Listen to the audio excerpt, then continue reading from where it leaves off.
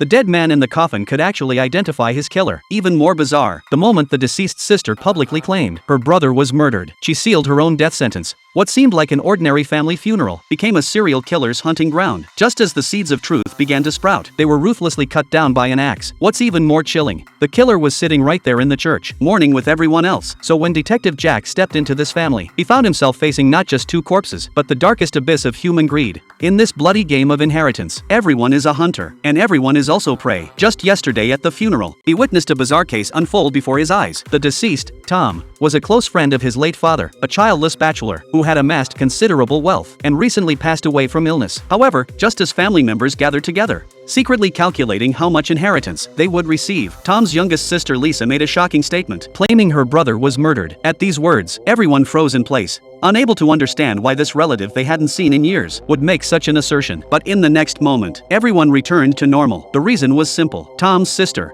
had eloped with a poor painter in her youth, and her behavior had become increasingly erratic since, so the relatives all assumed she was talking nonsense again. What no one expected, however, was that the next day Lisa was murdered in her home. The killer's methods were extremely brutal, almost all wounds concentrated on her face, and after police investigated the scene, apart from some missing worthless jewelry, they couldn't find any useful clues. His friend approached Jack, hoping he could uncover the truth behind these two cases. I will take the case. As the longtime lawyer for Tom's family, he knew the will's revisions and amendments like the back of his hand. The old man frequently changed his will, but always claimed he would make his nephew the sole heir. But precisely because of this, after reading the final will, he was utterly shocked. All the family members present received substantial shares of the estate, except for the nephew. Even more puzzling, on the day of the funeral, his friend discovered someone had secretly broken into his office and stolen the deed to the mansion. You see, once the deed is lost, this invaluable house cannot be sold. Certain provisions in the will cannot be executed, and all heirs would get nothing. So based on all the evidence, Jack believes the person who stole the deed